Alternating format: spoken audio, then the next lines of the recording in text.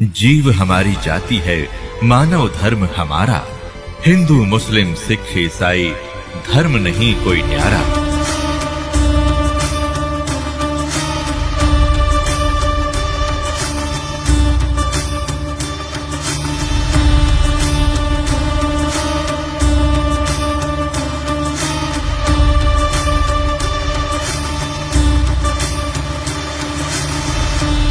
तो उसको पता था कि बाहर जाते बात बिगड़ जाएगी, उद्देश्य भूल जाता है प्राणी।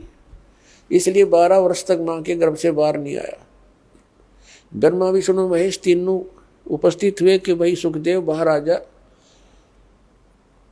ऐसे तो हमारा तने सारा कर्म बिगाड़ दिया। अब 12-12 वर्ष तक माताएं बच्चे को गर्भ में रखेंगी, ये तो एक आदत सी पड़ जाएगी सबको। तो ये तो 9 महीने में दुखी हो जाती हैं, इतने दिन कैसे रखेंगे, तू बाहर आ भाई, ये हमारी परंपरा खराब मत करे। सुखदेव ने कंडीशन रख दी, एक शर्त रख दी कि बाहर जब आऊंगा तुम अपनी इस त्रिगुणमयी माया को रोक लो।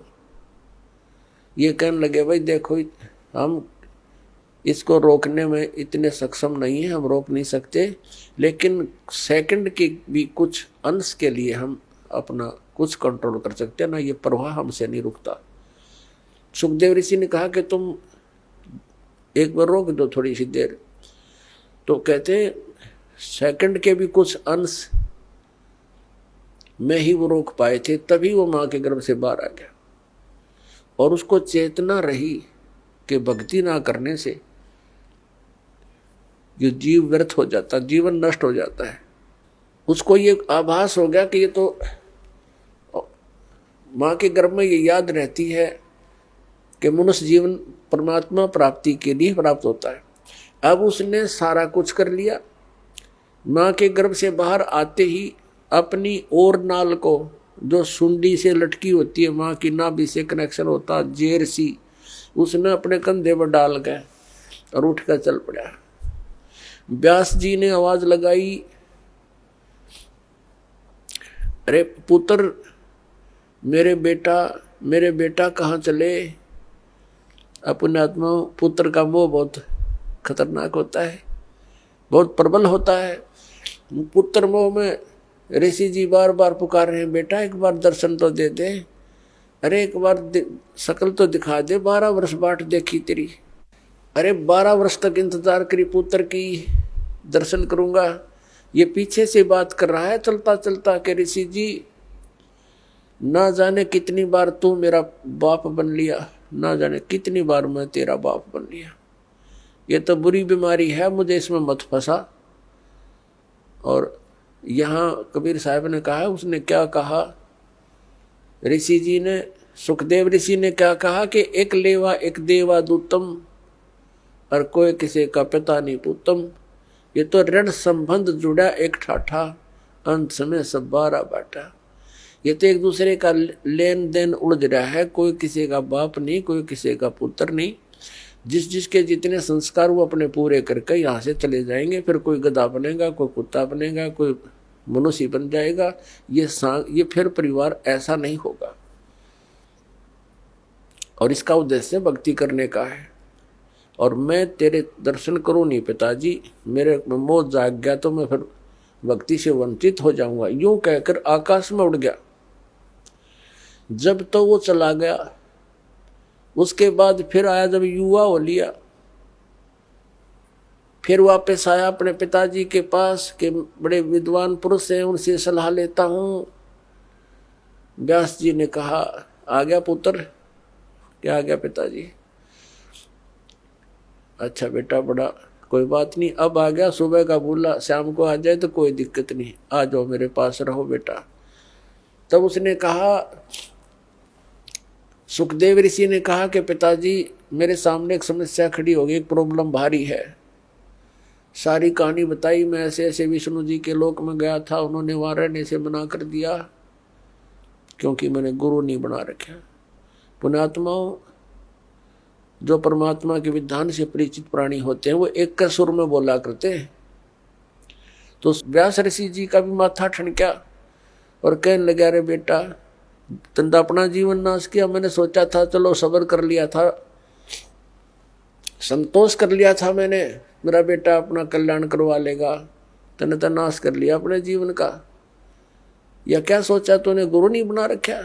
अरे जाएगा कहाँ? तो फिर उसने अपनी वो दूसरी प्रॉब्लम बताई कि भगवान विष्णु ने कहा है कि राजा जनक को मैं गुरु बनाऊं, मैं तो बाल ब्रह्मचारी, और वो गृहस्थी, मैं कैसे, मैं तो शर्म आओ पिताजी, कैसे नमस्ते परम प्रणाम करूंगा, वो तो दंडवत करनी पड़ेगी। तब ऋषि ने, उसके पिता ने कहा, बेटा यदि भक्ति करना चाहता है और इन दुखों से बचना चाहता है तो ये क्रिया तो बेटा करनी पड़ेगी। यार जब भगवान ने कह दिया, जब परमात्मा का आदेश हो गया, फिर अगर मगर कर तो विद्वान काहे का? तेरी 2 दिन की बैटरी चार्ज है, फिर बिरानमेटी होगी तेरी बेटा। तो विद्वान कहा का तो जीवन नष्ट कर रहा है और मुझे भी कलंकित करेगा। जाकर नाम ले बेटा, जीवन नाश ना करे। तब वो गया राजा जनक के पास। अपने आत्मा राजा जनक के पास जब ऋषि जी पहुंचे, राजा जनक ने अपने सेवकों को, नौकरों से कहा, भाई आसन लगा दो, मैं ऋषि जी आए हैं, आज हमारे भाग उदय हो गए, आसन लगा दो, बढ़िया बढ़िया कपड़े लगा दो, फूलों से सजा दो। उन्होंने 1 मिनट में कहते ही कर दिए, आसन लगा दिया। तो कहा राजा जनक ने कि ऋषि जी विराजो, बैठो आसन पर। जमीन पर बैठ गया, कहने लगा मैं आपको गुरु बनाने आया हूं, आसन पर नहीं बैठ सकता। अब राजा जनक का यकीन नहीं हुआ, जचा नहीं ये बात, ये ऋषि तो सिर फिरे होते हैं, ये कोई किसी ने नौकर ने कोई किसी ने कुछ कह तो नहीं दिया इसको, क्योंकि ये श्राप भी दे सकते हैं, ये तो विषैले सर्प भी होते हैं इनके पास, ये श्राप देने की भी एक पावर रखते हैं। राजा जनक चिंतित हो गया कि भगवान कोई गलती हो तो माफ करना ऋषि जी, हम तो गृहस्थी व्यक्ति हैं, किसी नौकर ने कुछ कह दिया हो आपको, माफ कर देना, आप नीचे ना बैठो, मेरी बेइज्जती हो, मेरी जो है ना, मैं ये सहन नहीं कर सकता, क्योंकि ऋषि एक नीचे बैठे, कोई गलती हो तो माफ करो। तो कहने लगा नहीं, आज मैं ऊपर नहीं बैठ सकता क्योंकि मैं आपको गुरु बनाने आया हूँ। उसने सारी कहानी सुना दी, ऐसे ऐसे मैं विष्णु लोक में गया था और भगवान का आदेश है, मैं आपको गुरु बनाने आया हूँ। तो पहली बार, एक बार तो यकीन हुआ नहीं राजा जनक को, फिर भगवान विष्णु का उसने जो साथ में संपट ला दिया, फिर वो मान गए कहाँ भी ये नाम लेने आया। लेकिन दीक्षा देने से पहले शिष्य की थोड़ी बहुत कुछ उसको सेट करना पड़ता है। जैसे अब दास आपको ज्ञान देता है, पूरा विधान बताता है, जो विद्वान, जो समझदार भक्त आते हैं, प्रथम बार आते हैं, तो इस ज्ञान से प्रभावित होकर वो इस दास को एक संत मानकर नाम लेते हैं और फिर विश्वास दृढ़ता से उस पर लगते हैं, तो लाभ मिलता है। नाम भी ले लें, विश्वास गुरु पर होता नहीं तो उसको लाभ नहीं हुआ करता। अध्यात्म मार्ग को बच्चों का खेल नहीं है। तो राजा जनक ने कहा, जी सुबह नाम दूंगा स्नान करके, आप रात को रेस्ट करो। अब कहने का भाव ये है, राजा जनक ने एक अलग कक्ष में उसकी व्यवस्था कर दी ऋषि जी के रुकने की, और वहां पर एक नौकरानी, एक औरत की, बहन की सेवा लगा दी। तो ऋषि की सेवा कर, उसको सारा समझा दिया लड़की को कि ऐसे ऐसे इसकी परीक्षा करना। ऋषि जी बैठे थे अपने बेड पर, लड़की अंदर गई और उसी के बेड पर बैठ गई चरणों की तरफ। ऋषि जी ने पैर मोड़ दिए, वो और आगे नहीं तो ऋषि जी बैठ गए, और उसके निकट जाना चाहा तो ऋषि जी बेड छोड़कर खड़े हो गए कोने में। कहने लगे, माई बहन आप क्या कर रहे हो? साधु संतों के हाथ नहीं लगाते, बिस्तर पर नहीं बैठते, आप क्यों मर्यादा भंग कर रहे हो? आप जा सकते हो। वह लड़की आ गई। अब राजा जनक ने पूछा तो उसने सारी कहानी बता दी। जी 1 नंबर के महात्मा है। तो मैं टच भी नहीं होने दिया मुझे और खड़े हो गए ये शब्द बोले। ऋषि तो ठीक है। अपने आत्मा परमात्मा ये कहते हैं कि गोरख से ज्ञानी गणे और सुखदेव जति जहान और सीता सी बहु भारिया संत दूर स्थान। ऐसे जति भी था, ऐसा दृढ़ विश्वासी भी था, संयमी भी था, लेकिन नाम बिना कति खाली खोखा था। अब गुरु बिना और सच्चे नाम यथार्थ भक्ति के बिना खाली खोखा है ये मनुष्य का जीवन, शरीर वो वेल विदाउट वाटर है। तो सुबह राजा जनक ने क्या किया कि इसकी फड़क निकाल दूं। यूं कहता राजा जनक गृहस्थी भाई और मैं बाल ब्रह्मचारी, मैंने स्त्री का मुख नहीं देखा। सुखदेव बोले ज्ञान विवेका, हमने कदे स्त्री का मुंह नहीं देखा। राजा जनक गृहस्थी भाई कैसे शीश निभाऊं जाई। तो राजा जनक ने बुला लिया कि ऋषि जी को बुला लाओ। ऋषि जी बैठ गए, नीचे बैठ के, नीचे आसन लगवा जैसा भी उसका, नीचे बैठ गए जमीन पर, कोई दरी दूरी बिछवा दी। और साथ में ही थोड़ी सी दूरी पर नौकरों से कहा राजा जनक ने कि भाई गर्म पानी करो। वो समझा रखे थे कि अच्छा भट्ट बाड़ दो, इसमें पूरा चूल्हा लगा के ऊपर रख दिया एक कढ़ाई, पानी गर्म करने की कढ़ाई रख दी। और साथ में नहाने के लिए एक पाटड़ा बिछा लिया, जैसे पटड़ी होती है। पहले बड़े बड़े पाटड़े होते थे, पूरा 3x2 का, 3x3 का लकड़ी के पटड़े बनाए होते थे, उन पर बैठकर स्नान किया करते थे। राजा जनक ने वहाँ वो पाटड़ा उस उबलते हुए जल के उस कढ़ाई के साथ में लगवा लिया। और उसकी 10,000 रानियां बताते हैं राजा जनक। उसमें से जो उनकी मुख्य रानी थी, पटरानी बोलते हैं, उससे कहा मुझे स्नान कराओ। अब वो स्नान करने के लिए बैठ गया। उसकी पत्नी उस उबलते हुए जल से उबाल रखा, जैसे गुलगुले उतारा करें, जलेबी उतारा करें जब उबाला करें घी को, तो उस उबलते हुए पानी से लोटा भरे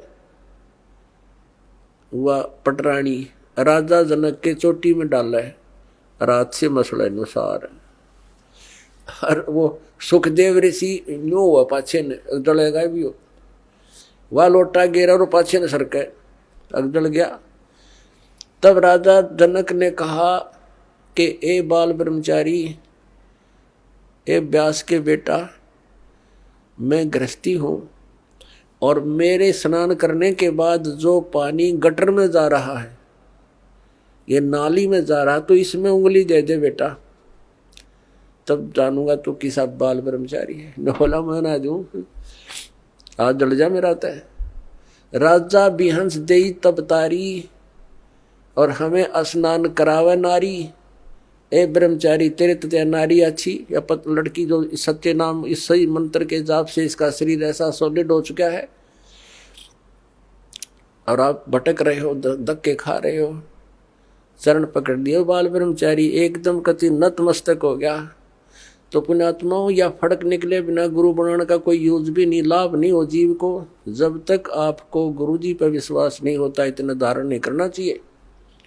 फिर अग्रम अग्रम करते हो तो भक्ति खंड हो जाती है। तो उस दिन के बाद राजा जनक के प्रति उसकी पूरी श्रद्धा होगी। उसने सिर्फ ये चमत्कार देख कर गुरु पर विश्वास हो गया। विश्वास कर केवल इन चमत्कारों से नहीं, वो तो पुरानी कथाएं हैं, जैसा उनको लाभ हुआ, कितना लाभ हुआ। राजा जनक से उपदेश लेने के बाद सुखदेव ऋषि स्वर्ग में गया, बस विष्णु लोक में विराजमान है और पुण्य खत्म होते फिर यहाँ धक्के खाओगा। तो इस ज्ञान को आधार बना कर गुरु बनाना है और भक्ति करनी, अपना कल्याण करवाना है। बोलो सतगुरुदेव।